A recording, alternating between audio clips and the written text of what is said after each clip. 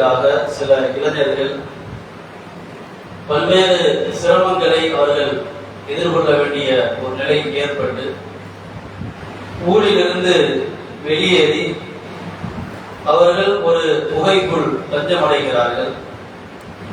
அப்படி குகையில் இருக்கக்கூடிய தஞ்சமேற்று இருக்கக்கூடிய அந்த காலகட்டத்தில் நடந்த பல்வேறு நிகழ்வுகளையும் அவர்கள் சம்பந்தப்பட்ட அந்த வரலாறுகளையும் எல்லாம் குறிப்பிட்டு அதிலிருந்து நமக்கு கிடைக்கக்கூடிய அடிப்படையான ஒரு பாடம், யார் அல்லாஹ்வை நம்பி அவனுக்காக வாழ வேண்டும் என்கிற உறுதியோடு இருக்கிறார்களோ அவர்களுக்கு அல்லாஹ்வின் உதவி கண்டிப்பாக உண்டு என்கிற ஒரு பாடத்தை, மிக முக்கியமான ஒரு பாடத்தை நாம் அறிந்து கொள்ளலாம். அதே போல இரண்டு நண்பர்கள், ஒருவர் மிகப்பெரிய வசதி வழங்கப்பட்ட ஒருவர், இன்னொருவர் அதற்கு நேர் மாற்றமானவர். மிகப்பெரிய வசதிகளோ வாழ்வாதாரமோ இல்லாமல் ஒரு ஆதரவற்றவராக இருந்தவர். இந்த ரெண்டு பேரும் நண்பர்களாக இருக்கிறார்கள். அவர்களுடைய வரலாற்றை அல்லாஹ் சொல்லி, செல்வம் வழங்கப்பட்டவர் அல்லாஹ்வை மறுக்கிறார், மறுமையை அவர் மறுக்கிறார். அதனால் அவருக்கு என்ன இழிவு உலகத்தில் ஏற்பட்டது என்பதை அல்லாஹ் வரலாற்றில் நமக்கு சொல்லி தருகிறார். இந்த உலகத்தில் நம்முடைய கண்களுக்கு எதுவெல்லாம் தெரிகிறதோ, எந்த வாய்ப்புகளை வசதிகளை பெற்றிருக்கிறோமோ அதுதான் வாழ்க்கை என்று மனிதர்கள் ஏமாந்து விடுகிறார்கள். உண்மையில் அது வாழ்க்கை அல்ல. இந்த உலகம் என்பது ஒரு கடந்து போகக்கூடிய இடம். எந்த நேரத்தில் அது தலைகீழாக மாறலாம் என்பதை அவருடைய வரலாற்றின் மூலமாக அல்லாஹ் நமக்கு புரிய வைத்தார். அடுத்ததாக இந்த உலக வாழ்க்கையை பற்றிய ஒரு உதாரணத்தை அல்லாஹ் சொல்கிறான். وَضَرِبَ لَهُم مَثَلَ الْحَيَاةِ الدُّنْيَا كَمَاءٍ أَنزَلْنَاهُ مِنَ السَّمَاءِ فَاخْتَلَطَ بِهِ نَبَاتُ الْأَرْضِ فَأَصْبَحَ هَشِيمًا تَذْرُوهُ الرِّيَاحُ وَكَانَ اللَّهُ عَلَى كُلِّ شَيْءٍ مُقْتَدِرًا. இந்த உலக வாழ்க்கைக்கான ஒரு உதாரணம் வானத்திலிருந்து இறக்கி வைக்கப்பட்ட மலையை போல. மலை பூமியில் வந்து சேர்ந்த பிறகு காய்ந்து போன தரிசு நிலங்களோ அல்லது முற்றிலுமாக விளைச்சல் இல்லாத ஒரு நிலமோ மழை நீர் இறங்கிய பிறகு சில நாட்களில் அந்த காய்ந்த நிலப்பரப்பு மாறி ஒரு பசுமையான ஒரு சூழல் ஏற்படுகிறது. அந்த பசுமை என்பது ஒரு கண்குளிர்ச்சியை ஏற்படுத்துகிறது. இது நிரந்தரமானதா, இது உண்மையானதா என்றால் சில காலம் அது இருக்கும், அதற்கு பிறகு அது மஞ்சளிக்க ஆரம்பிக்கும், காய்ந்து சருகுகளாக காற்றி அது அடித்து கொண்டு செல்லப்பட்டுவிடும். அப்ப இதற்கு முன்பு பசுமையாக இருந்தது, அதுதான் சரியானது உண்மையானது என்று நினைத்துக் கொண்டிருந்தோமே, அது சில காலம் இருக்கும், அவ்வளவுதான். அதற்கு பிறகு அது போய்விடும். இதுதான் மனித வாழ்க்கை, இதுதான் உலகத்தினுடைய யதார்த்தம். நாம் வாழக்கூடிய இந்த உலகத்தில் அல்லது இந்த ஊரில் அல்லது நாம் வசிக்கக்கூடிய தெருவில் வீட்டில் இன்றைக்கு 2020களில் நாம் இருந்து கொண்டிருக்கிறோம். ஒரு 100 ஆண்டுகளுக்கு முன்பு நம்முடைய முன்னோர்கள் இருந்திருப்பார்கள். அதற்கு முன்பு 100 ஆண்டுகளுக்கு முன்பு வேறொரு தலைமுறை இருந்திருக்கும். இதே 2020 விட்டு 2120க்கு சென்றோம் என்றால் நாம் இருக்க மாட்டோம், நம்முடைய அடுத்த தலைமுறை. இப்ப நாம் வாழுகிற காலத்தில் எப்படி நமது சிந்தனையும் ஓட்டமும் கற்பனையும் ஆசையும் இருந்து கொண்டிருக்கிறது?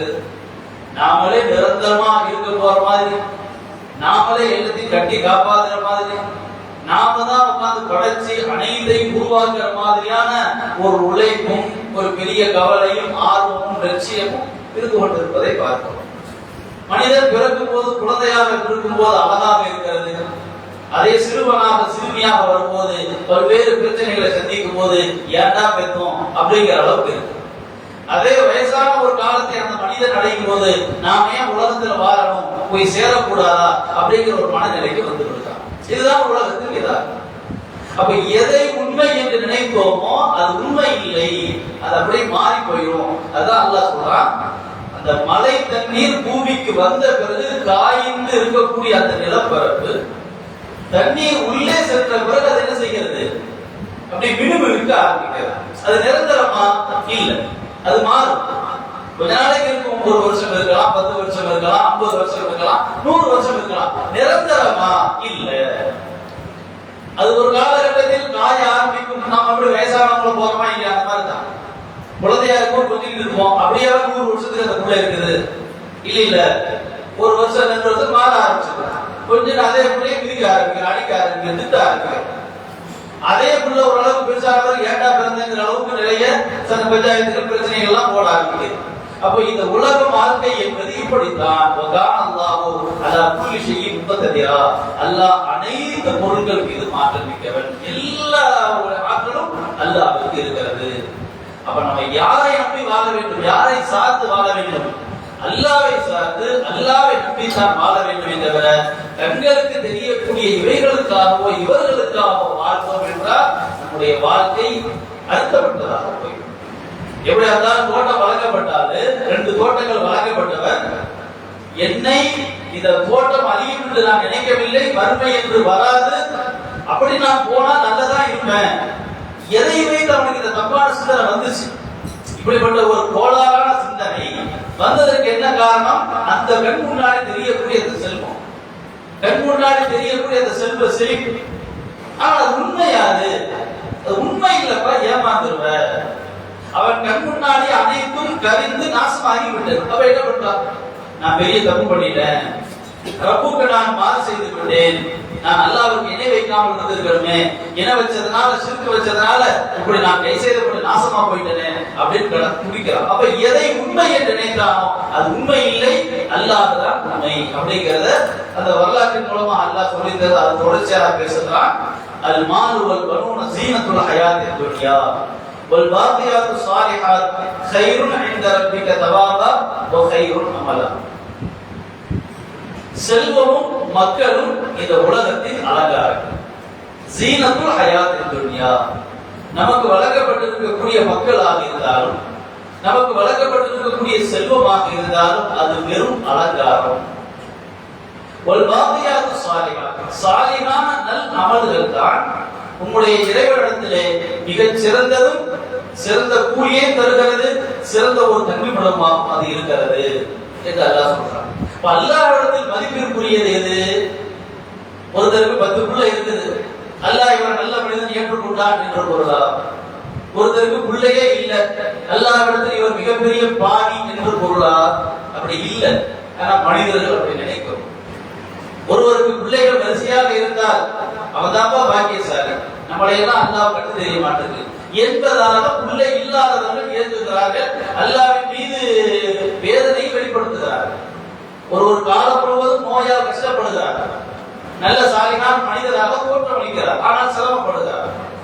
இவர் பாவியாக இருக்கக்கூடிய வரம்பு மீறக்கூடிய மனிதனை பார்த்து பாத்தியா அல்லாஹ் நியாயமா நடக்கிறான், நான் எவ்வளவு நல்ல மனுஷனா இருக்கிறேன், என்ன வறுமையிலையும் நோயிலையும் துன்பத்திலையும் கஷ்டப்படுத்திட்டு இருக்கிறான், இந்த அநியாயக்கார பையன் இவன் போக நல்லதான் இருக்கிறான், ஒழிஞ்சு போக மாட்டிருக்கானே, எந்த நோய் வரமாட்டேங்குது, எந்த பிரச்சனையும் வரமாட்டேங்குது, இவ்வளவு அநியாயம் பண்ணியும் அட்டூழியம் பண்ணியும் நல்லதான இருக்கிறா புதுக்கிற மாதிரி, எந்த பிரச்சனையும் வரலையா அவனுக்கு?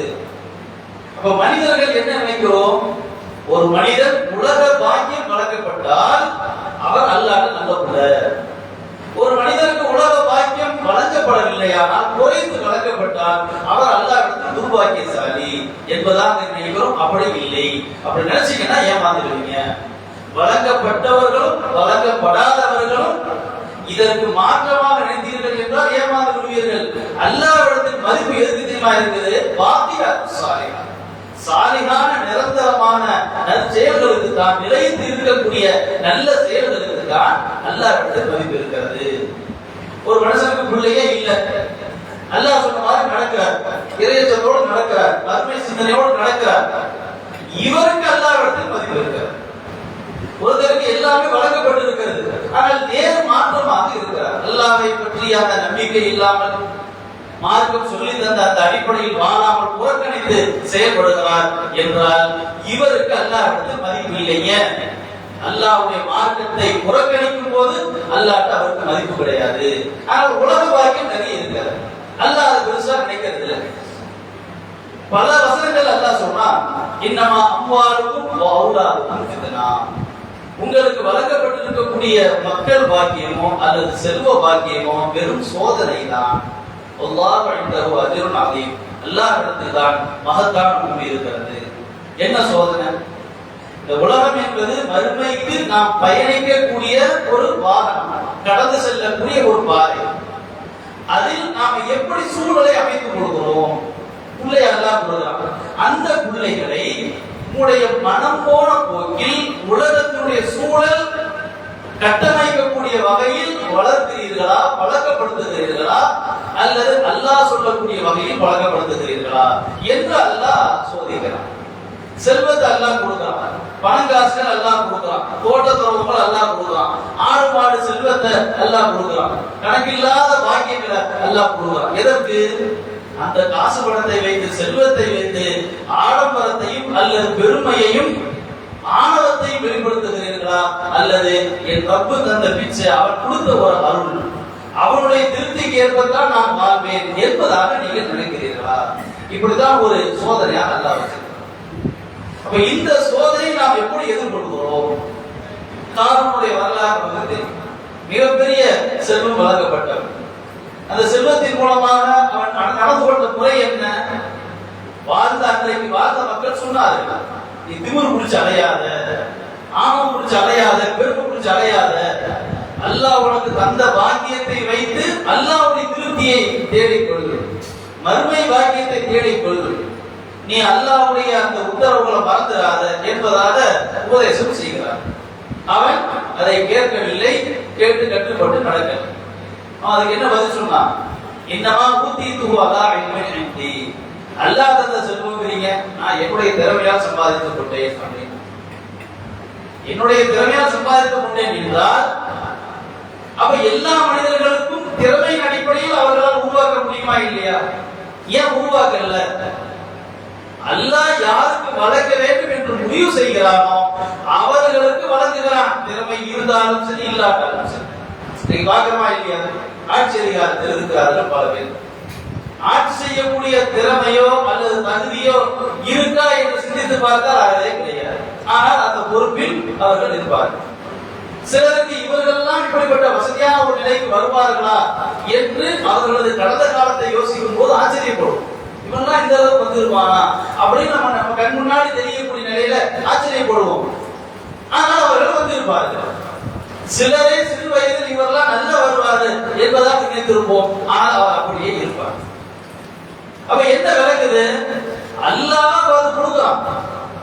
எங்க சுத்தூர் சுத்தலிமை தான் நாடியவர்களுக்கு அல்லாஹ் விசாலமாக வழங்குகிறான், தான் நாடியவர்களுக்கு அளவோடு கொடுக்கிறான்.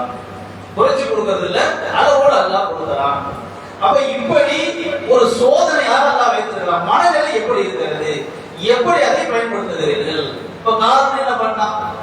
தன் மனம் போன போக்குல ஆணவத்தோடும் திமிரோடும் செருப்போடும் அவனுடைய நடவடிக்கைகள் அமைந்திருந்தது இந்த செல்வத்தான்.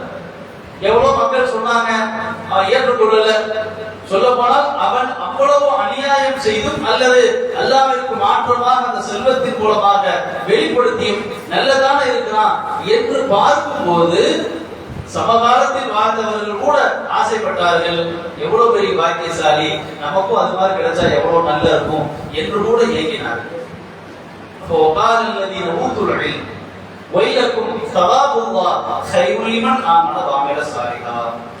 மார்க்க கல்விதானம் வழங்கப்பட்டவர்கள் சொன்னார்கள், இந்த ஏற்கக்கூடிய அவர்களை பார்த்து சொன்னார்கள், வீணா போயிடாதீங்க, அல்லாஹ்விடத்தில் நன்மைக்கான நன்மைதான் அல்லாஹ்விடத்தில் மிகப்பெரிய மதிப்பிற்குரியது, அல்லாஹ்விடத்தில் சிறந்தது. இந்த உலகத்தினுடைய செல்வத்திற்காக நீங்கள் ஏங்காதீர்கள், ஆசைப்படாதீர்கள் என்பதாக எச்சரித்தார். அப்ப இந்த காரூன் அவனுடைய நடவடிக்கைகளை மாற்றிக் கொள்ளாமல் அவனுடைய சொத்துக்களோ செல்வங்களோ அவனுடைய மிகப்பெரிய பங்களாக்களோ கண் முன்னால் பூமிக்குள் அழிக்கப்பட்டு அவனும் அழிந்து போகிறான். அப்படி அழிக்கப்பட்டவுடன் அவனும் அழிந்து போனவுடன் ஆசைப்பட்ட மக்கள் இந்த பாதிப்பை பார்த்து சொன்னார்கள், நல்லவேளை அல்லாஹ் நம்மளை காப்பாத்திட்டான், அவன மாதிரி நமக்கும் செல்வம் இருந்தா நம்மளுக்கும் இந்த நிலைமை தான் வந்திருக்கும் என்பதாக அவர்கள் சொன்னார்கள் என்று குர்ஆன் பேசுகிறார். இப்ப இது என்னைக்கு நடந்த வரலாறு? இது நபி ஸல்லல்லாஹு அலைஹி வஸல்லம் அவர்களுக்கு முன்பு பல ஆயிரம் ஆண்டுகளுக்கு முன்பு மூசா நபி காலத்தில் வாழ்ந்த ஒரு மனிதன் அவன் காரூன். அவனுடைய வரலாற்றை அல்லாஹ் சொல்லி தந்து அன்றைக்கு வாழ்ந்தவர்கள் சொன்ன உபதேசம் என்ன? இதை பார்த்து நீங்க மயங்காதீங்க, இதை பார்த்து இயங்காதீங்க, இதை பார்த்து நீங்க கை சேதப்படாதீங்க, கிடைக்கலன்னு சொல்லி அல்லாஹ்வுடைய மதிப்பு எதற்கு இருக்குன்னா நன்மைக்கு தான் அல்லாஹ்வுடைய மதிப்பு இருக்கிறது. இது போன்ற விஷயங்களுக்கு அல்லாஹ்வுடைய மதிப்பு இல்லை. ஏன் தந்திருக்கிறான்? அதை எப்படி பயன்படுத்துகிறோம்? பிள்ளைகளாக இருந்தாலும் செல்வமாக இருந்தாலும் அது ஒரு சோதனையாக வழங்கப்பட்டிருக்கிறது. நாம நம்முடைய மனம் போன போக்குல போறோமா அல்லது அல்லாஹ் அந்த பொறுப்பு என்பதாக பொறுப்பை குறித்து நடக்கிறோமா? இன்னைக்கு பல மக்கள் அதை நாம் புரிந்து நடக்கிறோமா அப்படின்னு இல்லை. பிள்ளைய பெற்ற பிறகு அது நம்ம கம்பெனி தயாரிப்புங்கிறதை போல கம்பெனிக்கு என்ன பேர் வைக்கணும், லேட்டஸ்டா வைக்கணும்ல, அந்த மாதிரி இந்த பிள்ளைக்கு ஒரு வித்தியாசமான பேரை வைக்கணும், வித்தியாசமான முறையில வாழ வைக்கணும், யாருமே வாழ்ந்து இருக்க கூடாது, அப்படி ஜாமன் ஒவ்வொரு விஷயத்தையும் நடத்தி காட்டணும் அப்படின்னு நினைக்கணும். அவ எதை மறந்துறோம்? ஒருத்தன் கொடுத்திருக்கிறான், அவன் கொடுத்த பொறுப்பு, அவன் கொடுத்த பொறுப்பை அவன் சொன்ன அடிப்படையில் பயன்படுத்திக்கொள்ளுமா இல்லையா என்பதை மறந்துவிட்டு ஏன் புள்ள, ஏன் காசு, நான் எப்படி வளர்ப்பேன், எவன் கேட்க முடியும் அப்படின்னா உரியவன் கேட்கதான் செய்வான். அதுதான் கொடுத்திருக்கான். அப்ப அதே நேரத்தில் அந்த பிள்ளை போதாகிவிட்டால், எதிர்பாராத விதமா ஒரு சிக்கலில் போய்விட்டால், பல பெற்றோர்கள் பிள்ளைகளை மார்க்கம் சொல்லி தந்த அந்த அடிப்படையில் வளர்க்க தவறியதன் காரணமாக குறிப்பிட்ட பருவத்திற்கு பிறகு இடைவெளிக்கு பிறகு அவர்களுடைய சிந்தனைகளும் நடவடிக்கைகளும் நேர் மாற்றமாக இருக்கிறது. அப்போது இருந்து கை செய்தப்படுவார்கள், இப்படி ஆயிட்டானே அப்படி போயிட்டாலே என்பதாக கை செய்தப்படுவார்கள். அப்ப அந்த ஆரம்ப காலத்திலேயே அவர்களுக்கு நல்ல ஒரு மார்க்க அடிப்படையில் அவர்கள் எல்லா விஷயத்திலும் பெயர் வைப்பதாக இருந்தாலும், துணிமணி எடுப்பதாக இருந்தாலும், முடி வெட்டுவதாக இருந்தாலும், அவர்களுடைய பழக்க வழக்கங்களாக இருந்தாலும் அனைத்திலும் அல்லாஹ்வை முன்னிலைப்படுத்தி அவர்களை கொண்டு வர வேண்டும். உலகத்தை முன்னிலைப்படுத்தி அவன் எப்படி இருக்கிறான் பாரு, இவன் எப்படி இருக்கிறான் பாரு, அது எப்படி இருக்கு, இந்த பேச்சு பேசணும். அல்லாஹ் நம்மளுக்கு ஒரு பொறுப்பா தந்திருக்கிறான். தந்தை என்கிற அடிப்படையில் நான் ஒரு பொறுப்பாளி, தாய் என்கிற அடிப்படையில் மனைவி ஒரு பொறுப்பாளி. நாங்கள் ரெண்டு பேரும் அல்லாஹ்வால் பொறுப்பு சாட்டப்பட்டு நீ வழங்கப்பட்டிருக்கிறாய். உன்னை பற்றிய நல்லது கெட்டது அனைத்திற்கும் பதில் சொல்ல வேண்டிய பொறுப்பு இருக்குது. நீ அல்லாஹ்வுக்கு பயந்து நடந்துக்கப்பா அப்படிங்கிற அந்த சிந்தனையை சொல்லிக்கிட்டே இருக்கும். ஆனா இல்லையே, இன்னைக்கு பிள்ளைகளுடைய தலைமுறைகளுடைய இந்த நிலை எப்படி இருக்கிறது? சிறு வயதில் பாப்பா உட்கார்ந்து சலூன் கடையில கூட்டு போய் அப்படி வித்தியாசமா என் பிள்ளைக்கு பல போட்டோ இருப்பாங்க, அந்த மாதிரி ஒரு மண்டை என் பிள்ளைக்கு வெட்டி விடுங்கிறாரு. எப்போ அந்த பிள்ளைக்கு எதுவுமே தெரியாத காலத்துல நிறைய பசங்க குழந்தைகளுக்கு பாருங்களேன், மதரசாவுக்கு ஸ்கூலுக்கு தொழிலுக்கு வரக்கூடிய பிள்ளைகளுக்கு பாருங்க வித்தியாசமான கட்டிங்களா இருக்கும். அந்த பிள்ளை போய் வெட்ட சொல்லுதா சலூன்ல போய்? இல்ல, பாப்பா தான் கூட்டு போறது.